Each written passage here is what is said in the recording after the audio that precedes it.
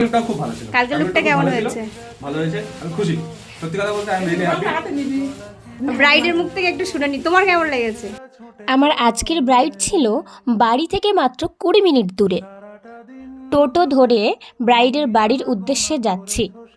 টোটোর মধ্যেও আমি একটু ঢং করে নিলাম নিজের মতো করে। হ্যালো গাইস, তোমরা কেমন আছো? আশা করি খুব ভালো আছো।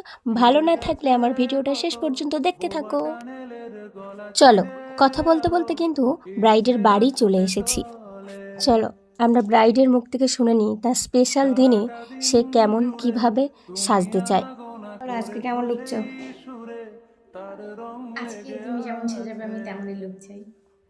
আমার মতো করে সাজিয়ে দেবো? হ্যাঁ, একদম। ওকে। ব্রাইডের এই কালার শাড়িটা দেখে আমি আর ভিডিও না করে থাকতে পারলাম না। অনেকে বলে বিয়ের দিনে লাল শাড়ি পরতে হয়, কেন কোথাও কি লেখা আছে যে বিয়ের দিনে লাল শাড়ি পরতেই হবে?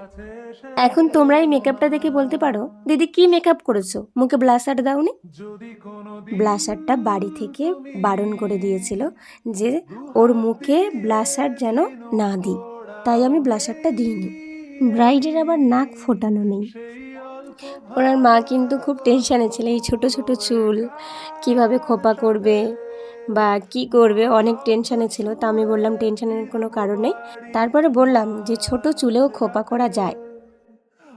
ওনারা কিন্তু আর্টিফিশিয়াল যে খোপাগুলো হয় ওই খোপাগুলো এনেছিল, কিন্তু আমি দিইনি। তারপর ব্রাইড নিজে বললো যে তোমার যেটা ভালো মনে হয় তুমি সেটাই করে দাও। তো আমি সেইভাবেই। এই সময়ে একটা জিনিস খুব ভালো লাগলো যে ব্রাইডের কোনো কিছু পছন্দের এখানে জিনিস নেই, সব কিছু তার মায়ের পছন্দের জিনিস। শাড়ি, ব্লাউজ থেকে জুয়েলারি সব কিছু তার মায়ের পছন্দ অনুযায়ী পড়েছে সে।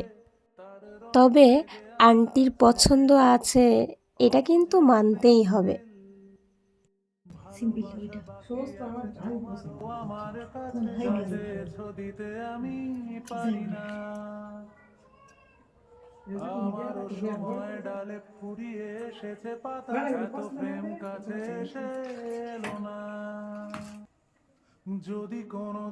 এর আগের দিনে যখন আমি হলদি লুকের ছবি পোস্ট করেছিলাম, অনেকে আমার জিজ্ঞেস করেছো যে তিলটা কি নকল?